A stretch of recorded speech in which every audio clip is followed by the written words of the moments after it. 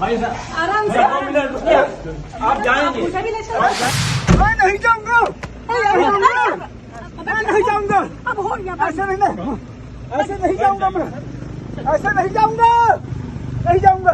बहुचर्चित पूर्व आईपीएस अधिकारी अमिताभ ठाकुर को शुक्रवार को गिरफ्तार कर लिया गया। उन्हें यूपी के लखनऊ स्थित घर से हजरतगंज पुलिस ने पकड़ा। उन पर इल्जाम यह है कि रेप पीड़ित एक महिला को सुप्रीम कोर्ट के बाहर आत्मदाह करने के लिए उकसाया। वहीं दुष्कर्म के आरोपी को भी सहयोग करने का आरोप है। इस संबंध में एएसआई दया शंकर द्विवेदी के बयान पर अमिताभ ठाकुर के खिलाफ एफआईआर दर्ज किया गया। जिस तौर तरीके और अंदाज से पूर्व आईपीएस को गिरफ्तार किया गया, उससे उनके परिवार के लोग आहत और मर्माहत है। अमिताभ ने भी पुरजोर विरोध करते हुए कहा कि मैं नहीं जाऊंगा। सुने क्या बोली उनकी पत्नी नूतन ठाकुर।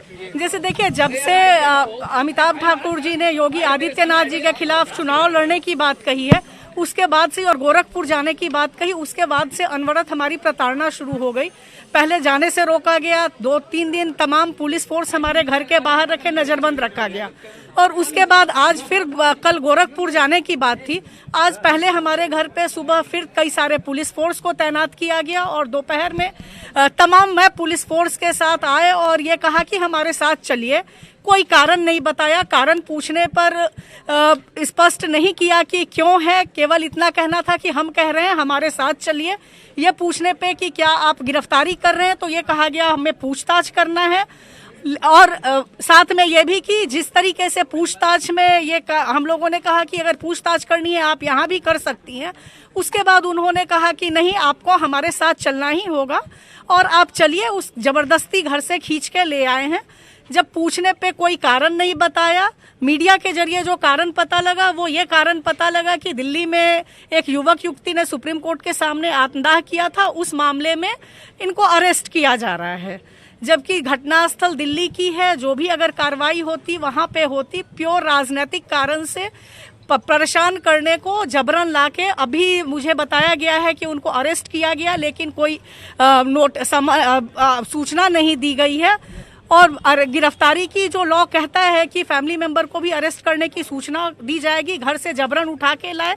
जब यहाँ आने पे पूछने पे ये नहीं बता रहे हैं कि क्यों अरेस्ट किया, किस कारण से किया, आधिकारिक रूप से कोई भी डॉक्यूमेंट नहीं प्रोवाइड किया है ताकि हम जो लीगल कोर्स हो सकता है उसको अडॉप्ट कर सके। उनके पास ताकत है, आप किसी को गिरफ्तार कर सकते हैं, अब तो गोली भी मरवा सकते हैं। यहाँ से कहेंगे मुझे दिल्ली ले जाना है क्योंकि यहाँ की घटनास्थल नहीं है, तो एफआईआर यहाँ नहीं हो सकती है। जी, जांच कमेटी ने कौन सी रिपोर्ट दी, और जांच कमेटी की रिपोर्ट में तो तमाम क्या केवल अमिताभ ठाकुर वहाँ पे न मौजूद थे, न घटनास्थल पे थे, न वहाँ के अधिकारी थे। पीड़िता ने तमाम उन अधिकारियों पे आरोप लगाया है, तो क्या जांच अधिकारी ने उन अधिकारियों को बरी कर दिया है या आरोप मुक्त कर दिया है? अगर डाइंग डिक्लेरेशन मान के की, तो उसमें तमाम वाराणसी के वरिष्ठ अधिकारी थे, एडीजे साहब का नाम था, जजेस का नाम था, तमाम लोगों के नाम थे। तो क्या उन लोगों से पूछताछ किया? उन लोगों को भी यहाँ लाके जिस तरीके से अमिताभ ठाकुर को खींच के लाया गया है जबरन, वैसे लाके पूछेंगे?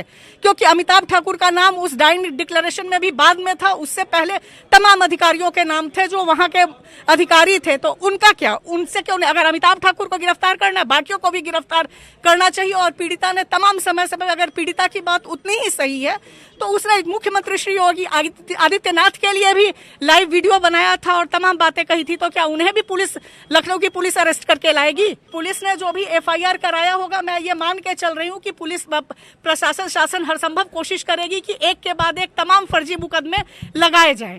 चूंकि अभी इस पे अरेस्ट किया है, उसके बाद हमें जैसे पिछले कई सालों से अनवरत फर्जी मुकदमों को करके परेशान किया जा रहा है, उसी कड़ी में हर संभव जो भी हो सकता है, अभी तो मैं इसको शुरुआत मान रही हूँ, हमारे ऊपर अभी और न जाने कितने मुकदमे दर्ज होंगे। मैं आपके सामने बोल रही हूँ, अभी मैं घर पहुँचूंगी, पता लगेगा, मुझे अभी जानकारी नहीं है, हो सकता है मेरे ऊपर भी तमाम मुकदमे लगाए जाए ताकि मैं केस की पैरवी भी न कर पाऊँ। कोहराम लाइव के लिए नीतू सिंह और भावना ठाकुर की रिपोर्ट।